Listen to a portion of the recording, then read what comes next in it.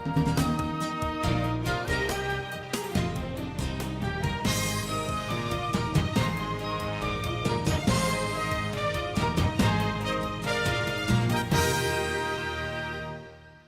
evening, everyone. I'm Jim Blanton, the director of the Louisville Free Public Library, and I'd like to welcome you to tonight's program. Tonight's guest has served as the Washington Post bureau chief in Northeast Asia, Eastern Europe, and Africa. He was a national correspondent for the New York Times and has contributed to The Economist, PBS Frontline, Time, and Foreign Policy. His latest book, King of Spies, tells the gripping account of the most powerful American spy you've never heard of, whose role at the center of the Korean War, which gave rise to the North Korean regime, is essential to understanding one of the most intractable foreign policy conflicts of our time. Please join me in welcoming back to LFPL New York Times bestselling author and journalist Blaine Harden.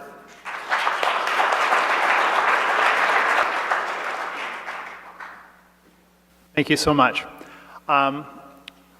North Korea has become a lot more present in all of our lives in the past 3 or 4 months for reasons that I'm sure you know. First of all, this year North Korea has made it pretty clear that they have the capacity to hit the United States with long-range ballistic missiles and to put nuclear warheads on them. Whether they can do that today, they'll certainly be able to do it in a year or two. And that's new, and it's threatening, and it's turned North Korea into a constant foreign policy crisis for the Trump administration and for any U.S. government going forward, as well as the rest of the world.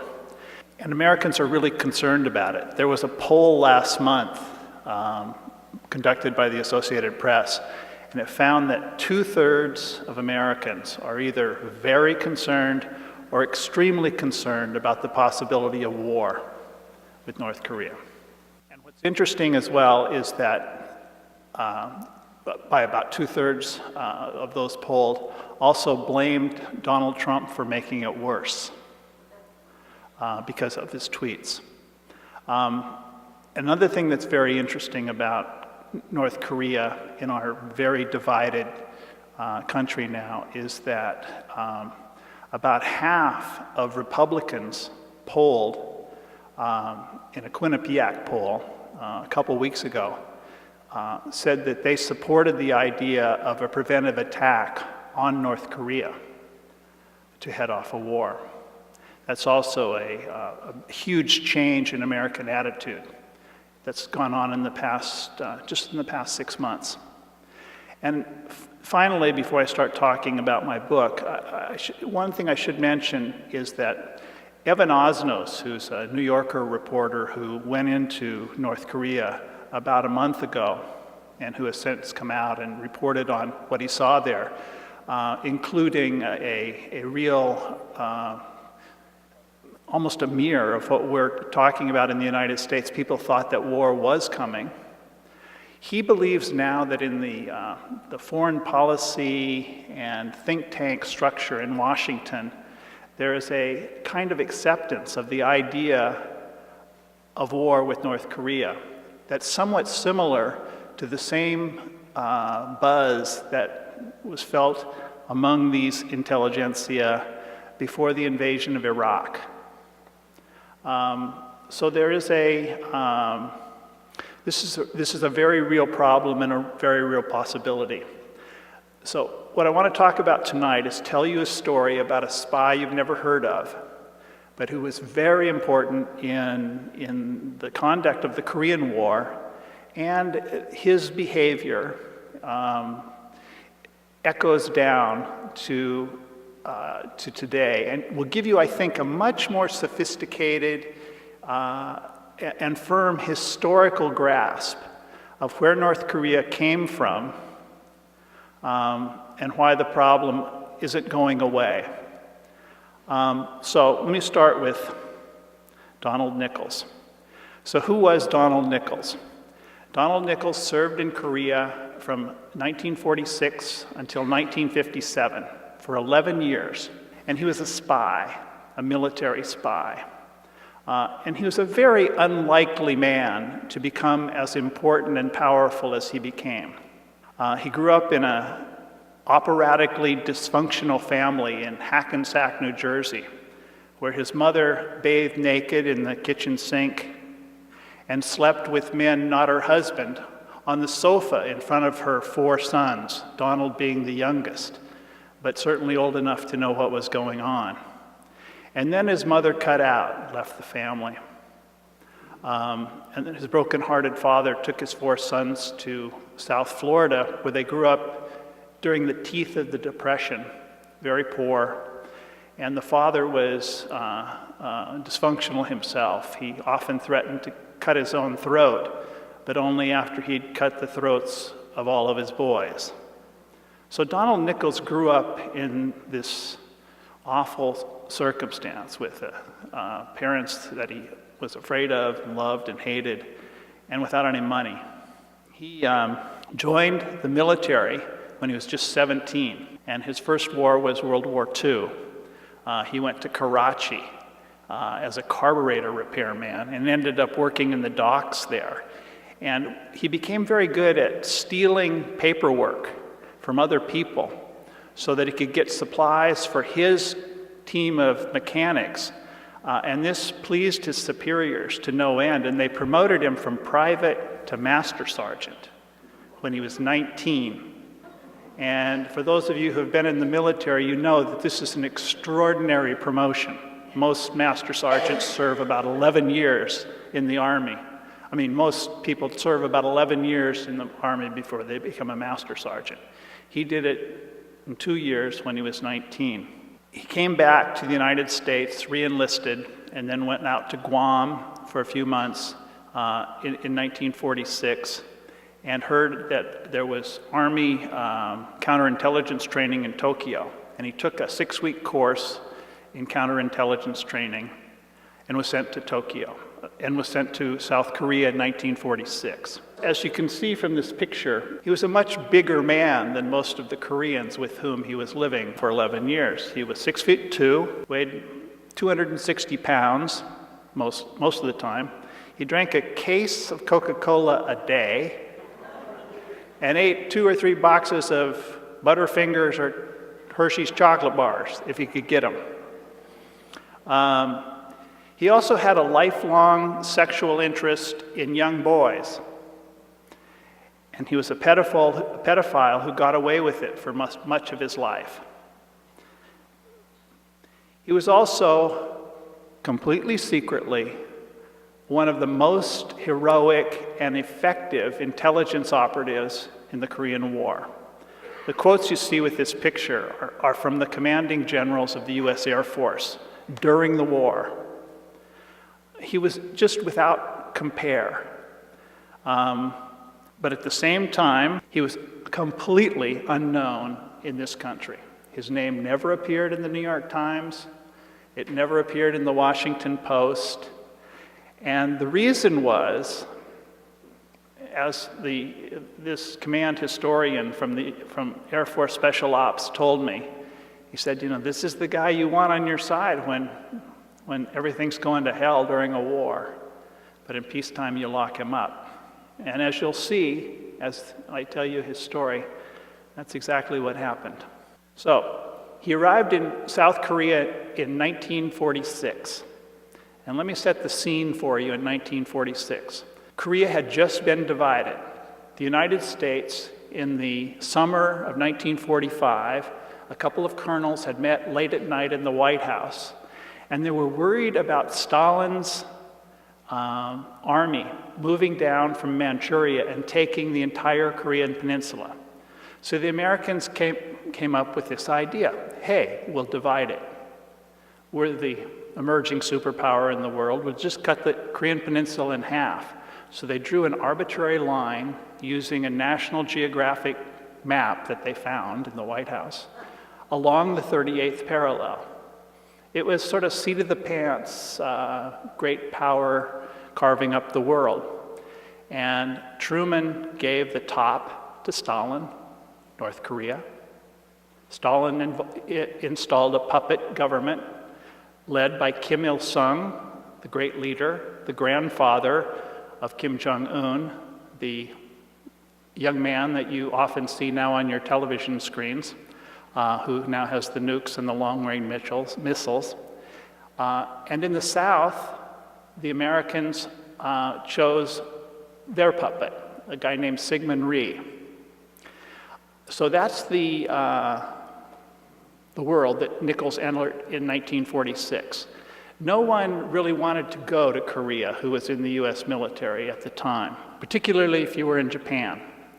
It was said in Japan there were 3 things to fear if you were based in Japan: gonorrhea, diarrhea, and being sent to Korea. But Donald Nichols was different than most of the people who were comfortably ensconced in Japan. He wanted to go. And he arrived to a place where no one spoke the language. He learned the language. He taught himself the language.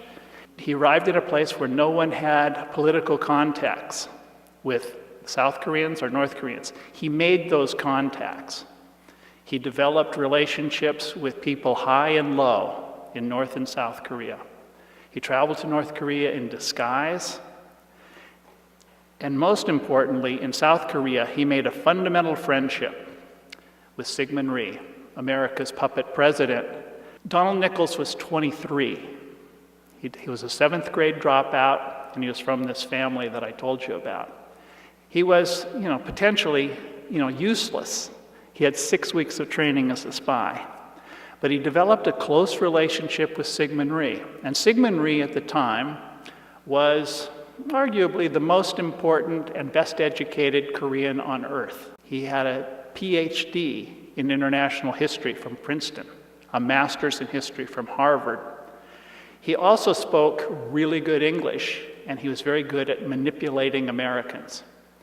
The Americans had hoped that Syngman Rhee would be a pliable puppet, do what they wanted. But he was not. He was a really ornery puppet. At 71, he did exactly as he wanted. What he wanted to do was to get American weapons, American ideological window dressing, and attack the North and control the entire Korean peninsula. His goals were basically exactly the same as Kim Il-sung's in the North, who put on Stalinist ideological clothing and took Soviet weapons and wanted to attack the South. So they hated each other, wanted to kill each other. Syngman Rhee befriended Donald Nichols. They saw each other very often.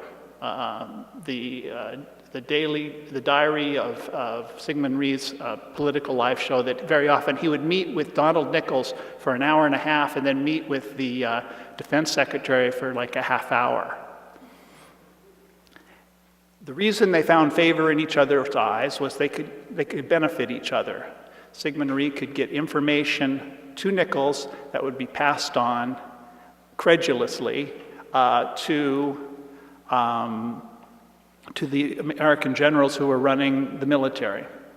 And the contact that Nichols had with Syngman Rhee made him, at 23, a very important spy.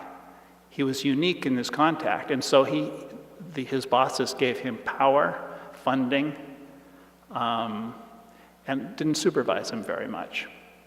So some of the information that Syngman Rhee passed on to Donald Nichols in the late 40s was incredibly good, accurate. It said that North Korea was planning to invade the South, and that Stalin had decided to support this invasion and was moving in massive amounts of artillery, armor, war airplanes. And so this information Nichols wrote up in a series of reports, more than 50 of them, and passed them on to his superiors. This is in 1949 and in the first 6 months of 1950. Now, these reports were moved to office of General Douglas MacArthur, the guy with the corncob pipe in his mouth. 5-star general at the time, the man who was rehabilitating Japan. His authority extended to Korea, but he wasn't interested in Korea. He didn't want to hear anything about Korea. And his chief of intelligence, who's next to him there, a guy named General Charles A. Willoughby, was an expert at dealing with MacArthur. MacArthur was 70. And 5-star general, the most famous general on the planet at the time. And he suffered, though, from a disease that one of his biographers called peacockery,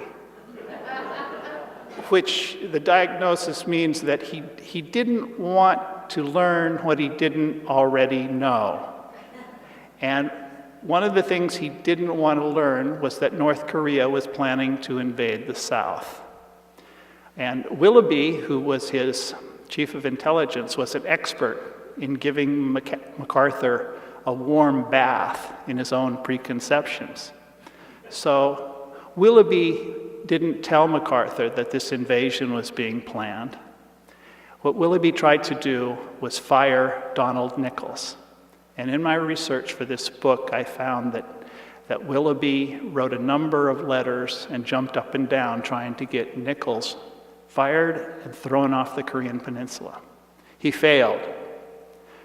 And he also learned in June of 1950 that in fact Nichols was right. The invasion came and the Americans were caught with their pants down. And it was one of the most humiliating few months in the history of the American military, with lots of suffering. MacArthur and Willoughby both lost their jobs within about 8 months. And Willoughby spent the rest of his life trying to explain why he had ignored these intelligence reports. In his relationship with Syngman Rhee, besides getting information about North Korea that he passed on and his reports were ignored, Nichols also worked with Rhee to eliminate Rhee's political enemies. Before the Korean War broke out, the Korean War is often referred to as the Forgotten War, sandwiched between World War II and Vietnam.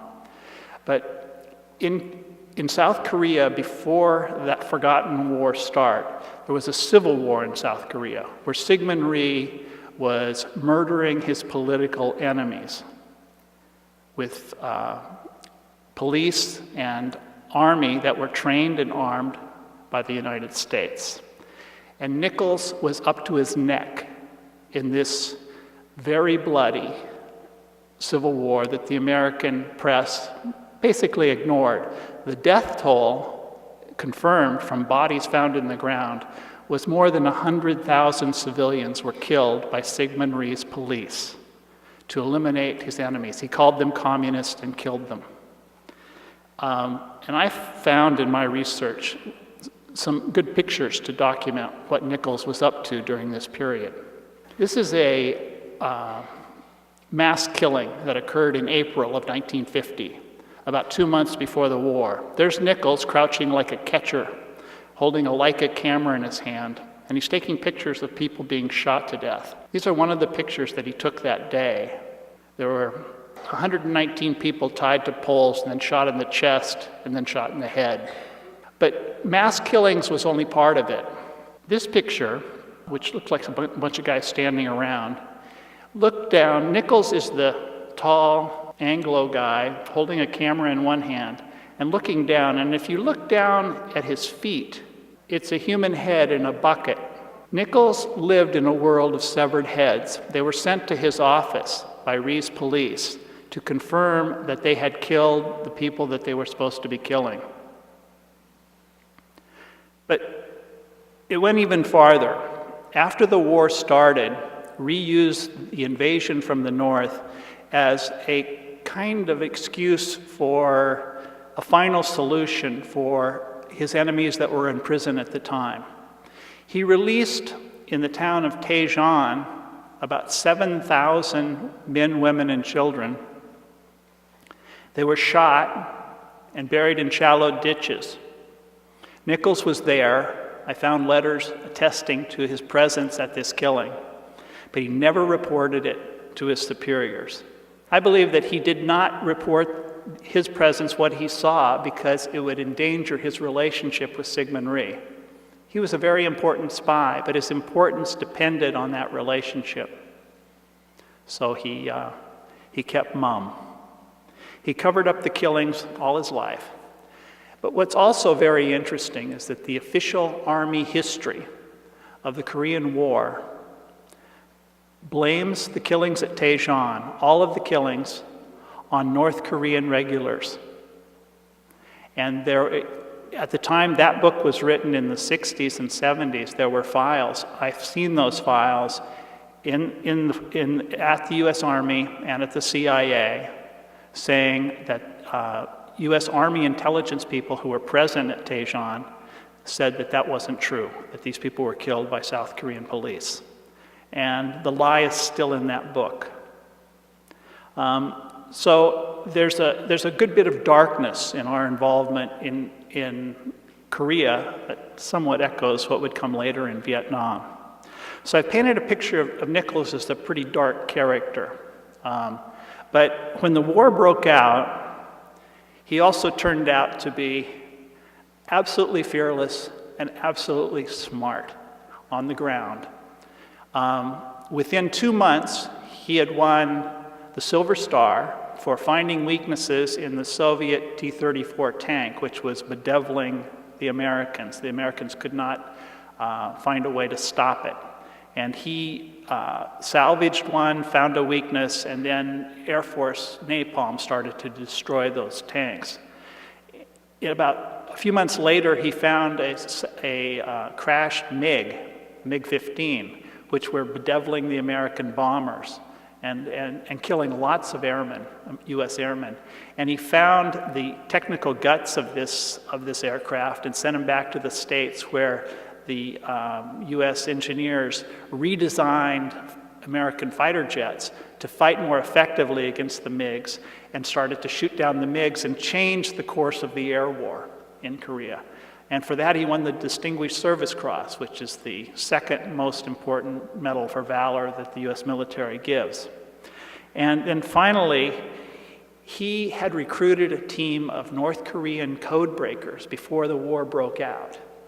Why he did it is, I don't know, but he did.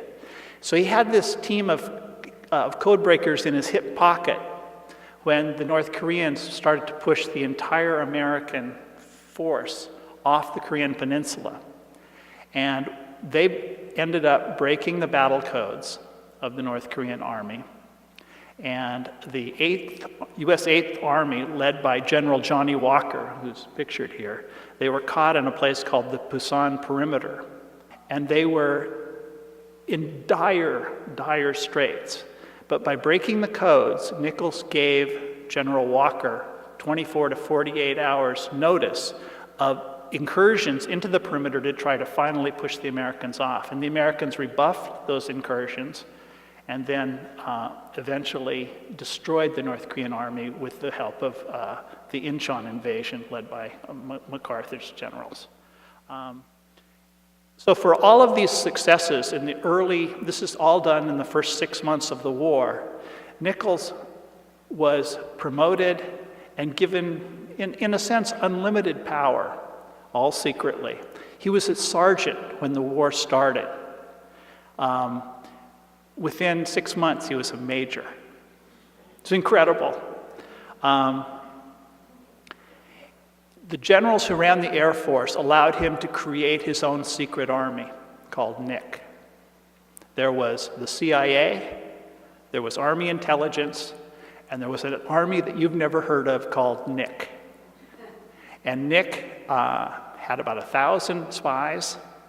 He recruited most of them from prisons and refugee camps, people who'd come out of North Korea as the war spread.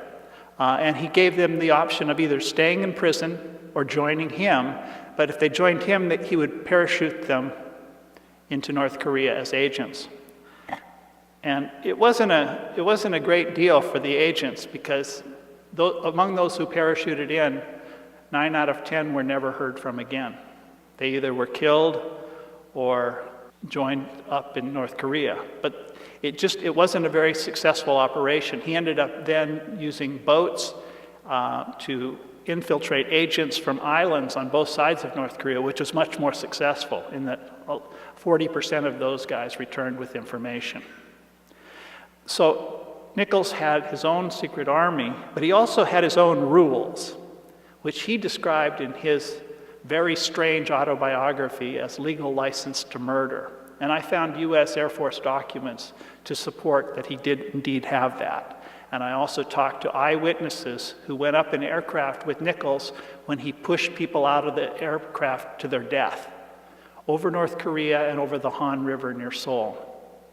So Nichols was this wild man. In my book, I make a comparison to Kurtz from Heart of Darkness, or Colonel Kurtz from Apocalypse Now. He's someone who had virtually unlimited authority, but a very tangential touch to morality, legality, maybe even sanity, which is a question I'll come to in a minute.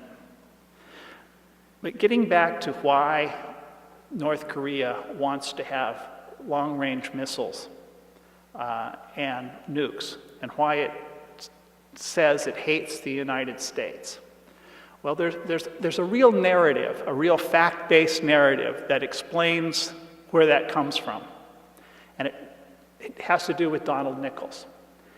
As the chief intelligence guy for the Air Force throughout the Korean War, he found almost all the targets for the carpet bombing of North Korea.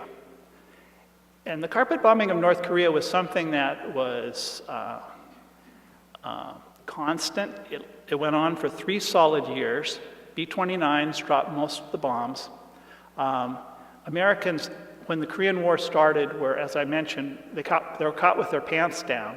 But it didn't take too long before the Air Force could come in with real strength. They had hundreds of B-29s left over from World War II. They had unlimited amounts of conventional explosive bombs, and they were manufacturing tons and tons and tons of a weapon that they weren't quite sure how to use, but they learned how to use it very well in Korea, called napalm, a sticky gel that burns flesh. And so they started dropping it daily over the cities of North Korea. The cities of North Korea, halfway through the war, weren't related to the war. In fact, North Korea's government had been destroyed, and Kim Il-sung was hiding in a bunker throughout most of the war. And destroying the cities did not have much military utility, but the U.S. Air Force could easily do it. They had the weapons, they had the airplanes, they had the pilots, and they had no opposition in the air. It was a leisurely exercise, kind of like mowing a lawn. And they would go out and mow down the cities of North Korea, and they would end up looking like this. City after city after city. Every major city was substantially destroyed, blown up and then burned with napalm. The extent of the killing of civilians from this bombing, something Americans never paid any attention to, really, because it was not much reported. And after all, the North Koreans had started it.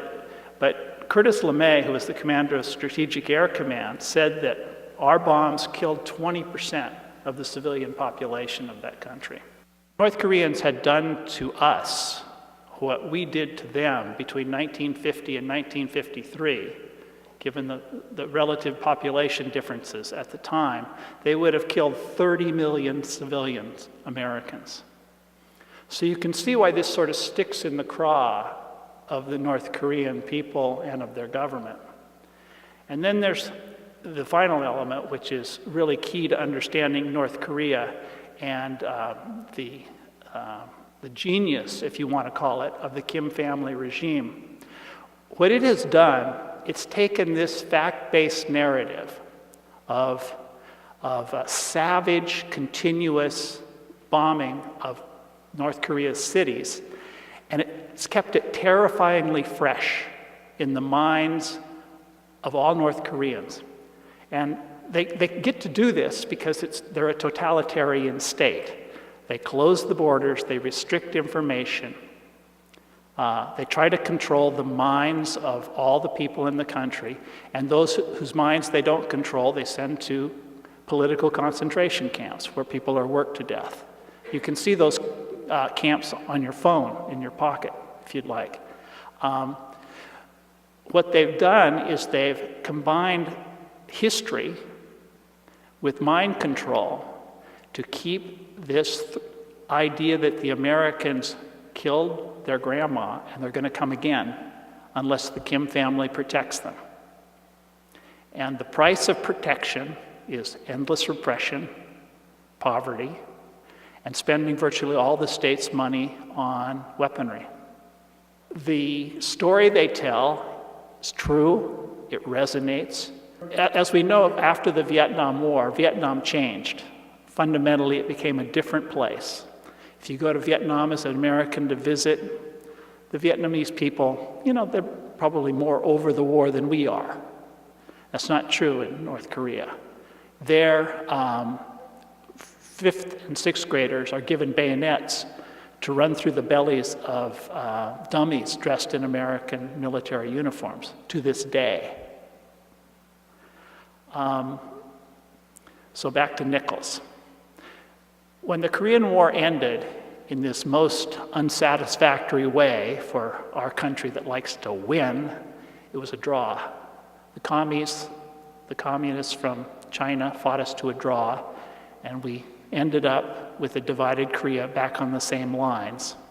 When the war ended, Americans forgot about the war. Everybody came home except for Donald Nichols. He stayed on. He stayed on for 4 more years. Total of 11 years, which is completely unheard of for an intelligence operative to stay in one theater that long. And in 1956, which was his last good year, he was described by his commander, a man named Colonel Dunn, as an invaluable man and recommended for promotion to colonel, which would have been, the capstone of a career for a 7th grade dropout with no training other than 6 weeks at spy school to become a colonel. Unfortunately for Nichols, in 1957, his relationship with Syngman Rhee, who was still running the country then as well, became a liability.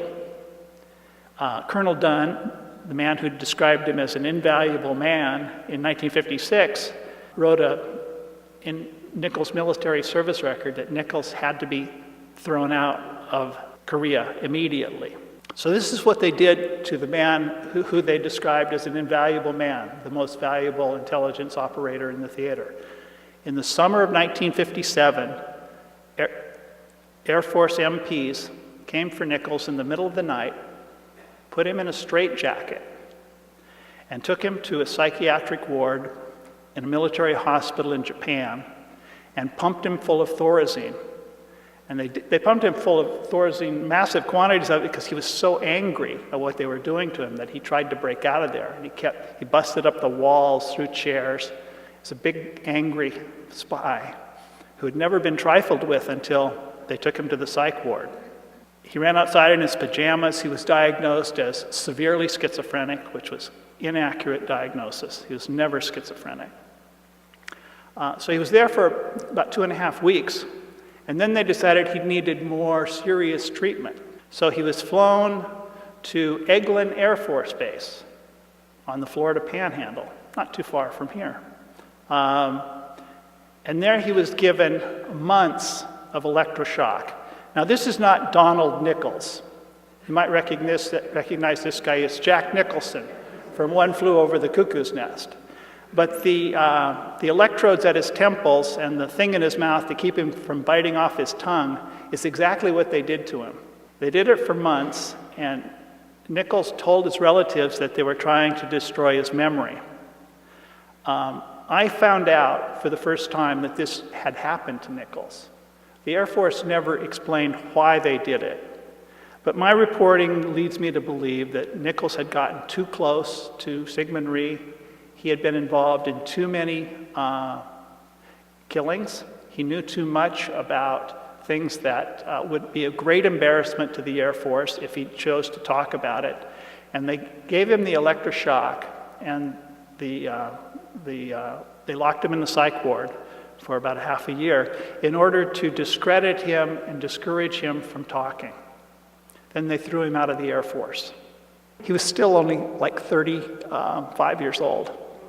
He had lived this incredibly intense life, all secretly, been a super spy, and now he was a nobody, a nutcase, discredited and destroyed by the only organization that he'd ever really cared about. So as an ex-spy, he had a very sad and criminal life. He wrote a wildly unreliable autobiography with this very strange cover. It sold 100 copies. It didn't sell at all. 100 copies were printed. But Nichols also, besides being a spy, a hero, somewhat of a Kurtzian monster, was also a thief. And he came home with hundreds of thousands of dollars of cash, which he kept in his brother's freezer in Florida for a number of years, and he bought real estate, which people with money do in Florida. In Korea, he had Air Force intelligence officers from the South Korean Air Force procure young men for him and bring them to his quarters at night for sexual encounters. When he came back to the United States, that system was no longer available to him, so he found young boys himself. And he was very good at it in the sense that he found boys and then covered up his tracks. I found buried criminal records in 2 Florida cities in my reporting. Nichols lived to be 69. He died in 1992.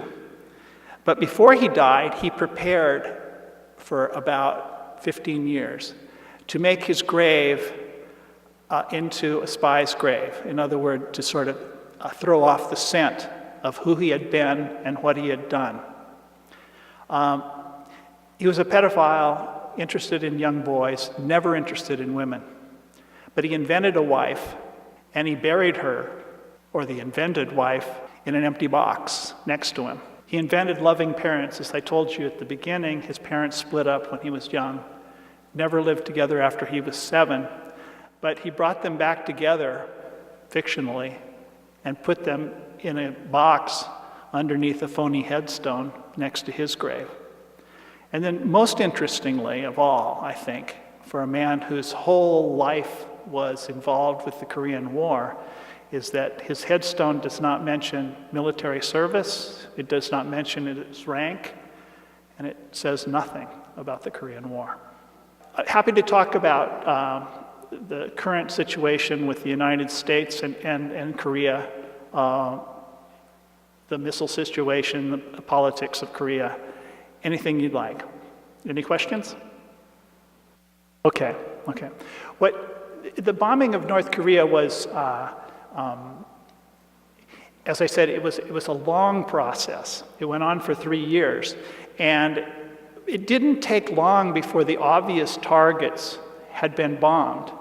In fact, a number of generals, I found documents saying that they had exhausted all of the targets in North Korea and they didn't know what to do. And so they wanted to send the B-29s back to the United States.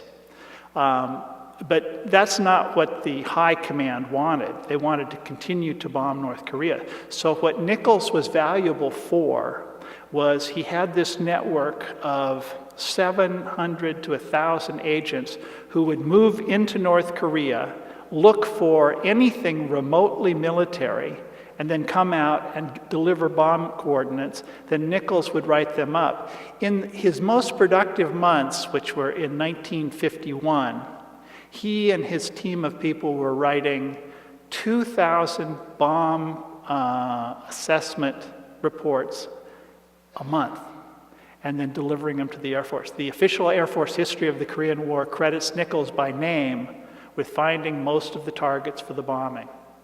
And towards the end of the war, when they'd run out of cities, towns, and villages to bomb, they began bombing irrigation dams and hydroelectric dams. What they wanted to do was to knock out the dams to cause massive flooding and then reduce the capacity of North Koreans to grow food. But the dams were big and hard to blow up, and they only destroyed one of them. Yes? It sounds like the U.S. government and the U.S. military did everything they could to keep his story secret, and yet you've found out a lot.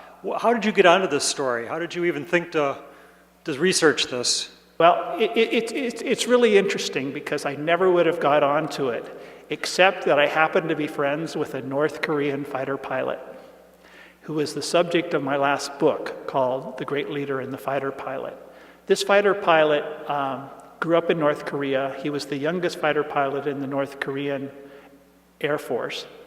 And throughout the war, he fought in a MiG-15 against American Sabre jets, trying not to get killed. As soon as the war was over, when he thought it would be safe, he stole a MiG, September 1953, took off and landed in South Korea at a U.S. Air Force base near Seoul. He jumped out of his MiG and said, "Take me to your leader," in effect. And the guy they took him to was a 6'2", 260-pound, coke-swilling American named Donald Nichols, who also spoke some pretty good Korean. And the fighter pilot, who now lives in Daytona Beach, where all pilots go to retire, he said that Nichols was the most amazing American he ever met. He was energetic. He was actually quite nice to the pilot, gave him good career advice. But he also knew everything about the inner workings of the North Korean Air Force because he had spies inside it.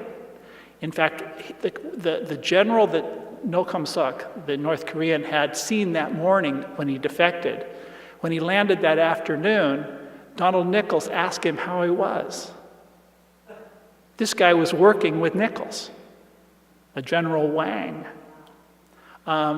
So this struck me as pretty interesting. And I mentioned Donald Nichols in the Great Leader book as a kind of heroic but shadowy figure. And then I started saying, well, who the hell was this guy? And so then I started to try to find documents. And as you suggested, it wasn't easy. Finally, I got his military service record, which had not been previously released. And I found 2 Special Forces colonels from the Air Force who had served in successor units to the one that Nichols helped create in Korea. And they had always they had heard about Nichols as sort of a legendary figure. They didn't know about the electroshock. They didn't know about the boys. They didn't know about the money he stole. But they knew that he had been a hero, and they knew about the medals. So they helped me. They found people who worked with Nichols, gave me their names and phone numbers. And then I found Nichols' aide-de-camp, a guy named Servando Torres, who lived with Nichols on and off for nearly 3 years and knew him very, very well. And so Mr. Torres became my best friend, and I called him and saw him every day for about 1.5 years. And then I went to Seoul and found the Korean equivalent of Mr. Torres in a couple of South Korean Air Force intelligence officers, one of whom became the head of the Korean equivalent of the CIA. So that's how the reporting evolved. By that time, I was pretty well versed in the history of the war, but getting this information about Nichols was, it was like investigative reporting, like Washington Post reporters are trained to do. And it turned out that every time I found out something shocking, I would find out something even more shocking the next time I found another document. So this was, I did not know that Nichols, I knew he was a hero when I started the book, because I found out about the medals and stuff. But I didn't know about the dark side. And so the whole arc of the book changed following the story as it became clear to me during the reporting. Yes? Well, thank you very much for uncovering all this, because it does throw a whole new light on the Korean War. And based on what you've said, it seems clear North Korea has every reason to fear and hate the United States. And given the time that's passed, wouldn't the best approach be for us to say, hey, sorry about that, we kind of overdid it. We don't really want to destroy you anymore, so let's just try to calm things down. Maybe we can make peace. But I've also heard that North Korea has actually been asking for us to meet with them to negotiate a peace treaty to guarantee that we would not attack them again. Wouldn't that be the solution? That's true, but there's a big problem with that. And the problem with the North Korean regime, with the Kim family, is that it's a gangster state that is, totalitarianism, the system invented more or less by Stalin and then used for 25 years or so by Mao and Enver Hoxha in Albania. It's a very rarefied system. You need tremendous resources to make it work, trying to control the minds of an entire population. Nobody has been as good at it as the Kims. They've done it for more than twice as long as anybody else. And they do it by being incredibly cruel to their own people, murdering them, putting them in camps, locking them up, starving them. And then they run criminal enterprises to support the regime. Everything from making artificial or knockoff Viagra to counterfeit $100 bills to exporting medium-range missiles. It's a criminal state. It lies and backtracks from any diplomatic agreement that it makes. And it's just not a good partner for negotiations. And presidents have tried, including presidents who said they wouldn't try and who did, like George Bush II. He said it was an evil empire, and then he ended up trying to negotiate a deal, which he thought he had. But you're right, North Korea has real grievances against the United States. And in a normal world, if you say normality is the successor regimes in Vietnam, which have moved on to a kind of Chinese-style top-down capitalist system that gives its people, a measure of material comfort, but not much political freedom. If North Korea had done that, moved on, gone the way of China, then it would be a suitable partner for negotiations.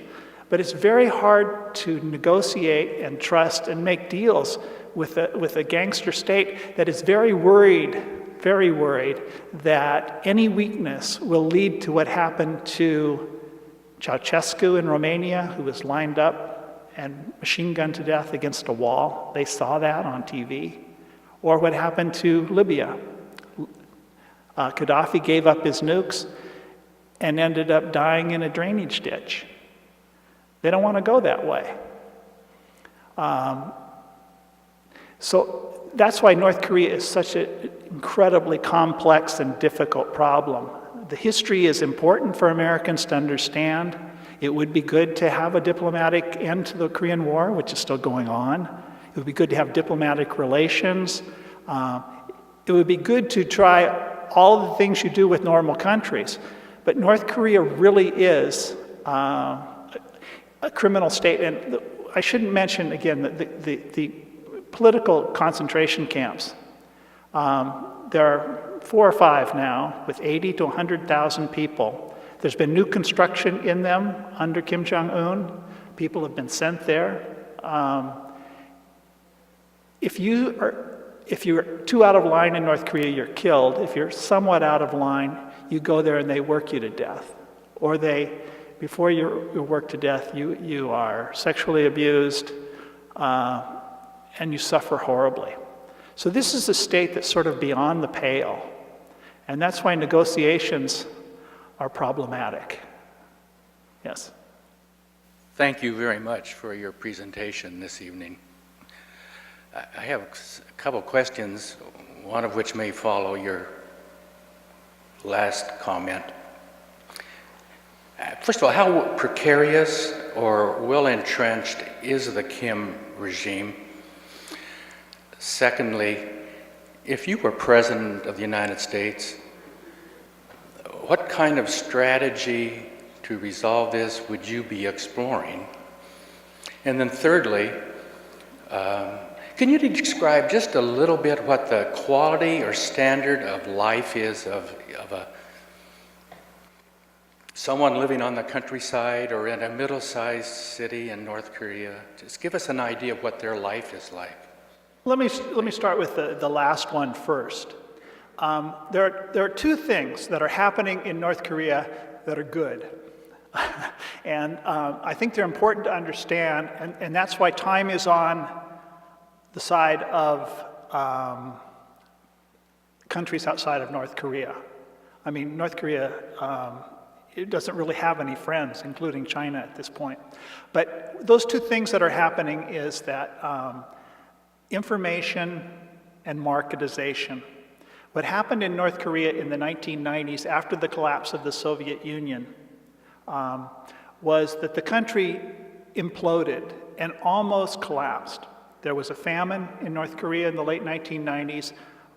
About 1 million people starved to death. It's the worst famine in an industrialized country in memory. And when that collapse happened, the border with China became porous. People were starving in their houses, so that the North Korean government allowed people to cross that border to go into China to work, to look for food, to trade, and to bring stuff back.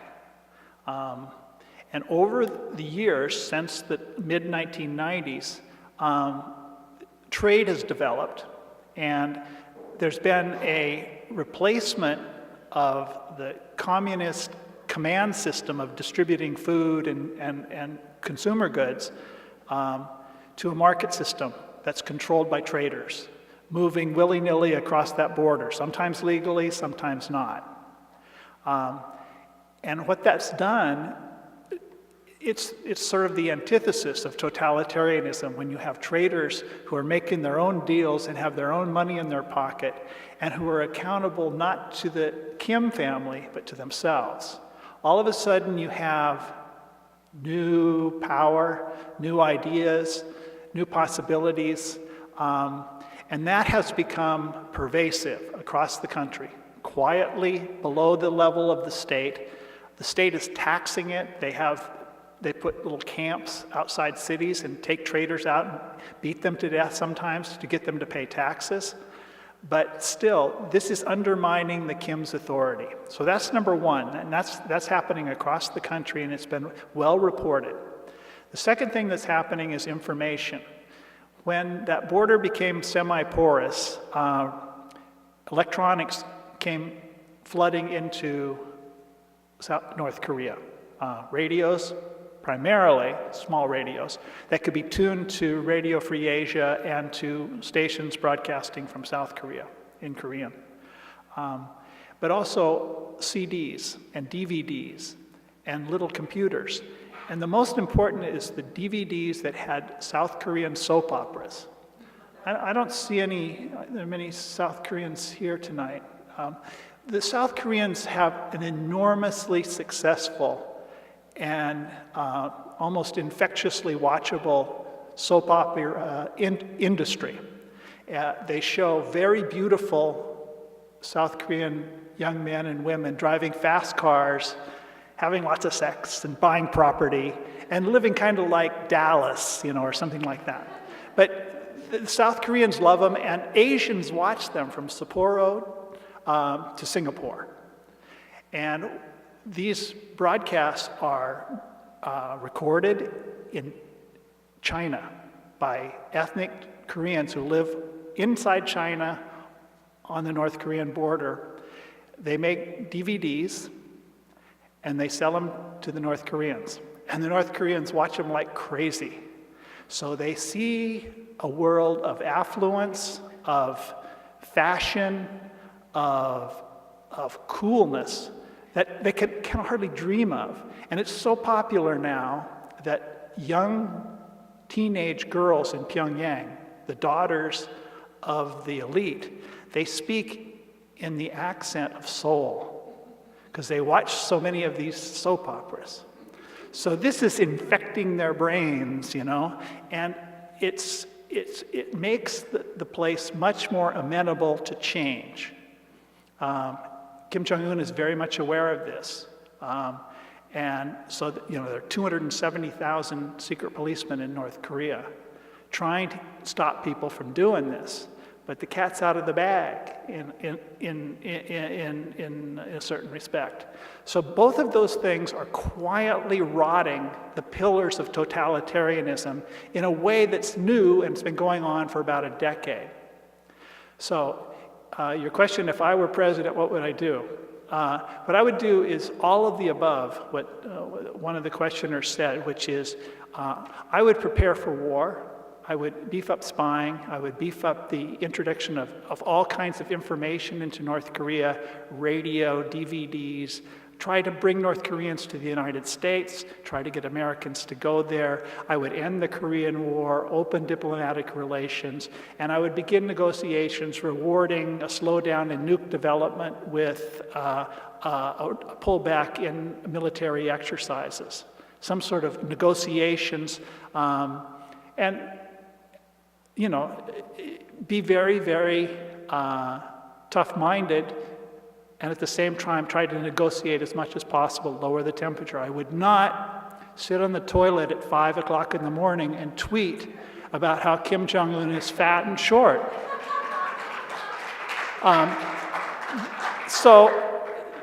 It's just a...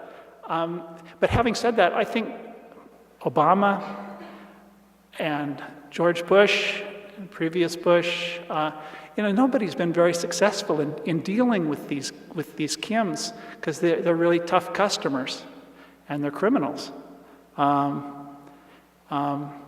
If North Korea were to be overthrown, they would all be, prosecuted for crimes against humanity. The entire leadership of that government, and well-deservedly so. I was a low-level part of the intelligence operation apparatus, I should say, in Korea in the early 60s. And what I wondered about was, you said that he was taken out of Korea in 1957. Was he there in Korea that whole time, that whole 11 years? Or did he go back to the United States and report to somebody, or go to Japan and report to somebody, or how was that done? And the second thing I wanted to ask you was, what happened to his intelligence operation between 1957 and the time that Rhee went to Japan and didn't come back? Right. Rhee left in 1960. He was flown to Hawaii in a U.S. Air Force transport plane. I was there. Yeah. Nichols' operation was folded up when he was taken out of the country.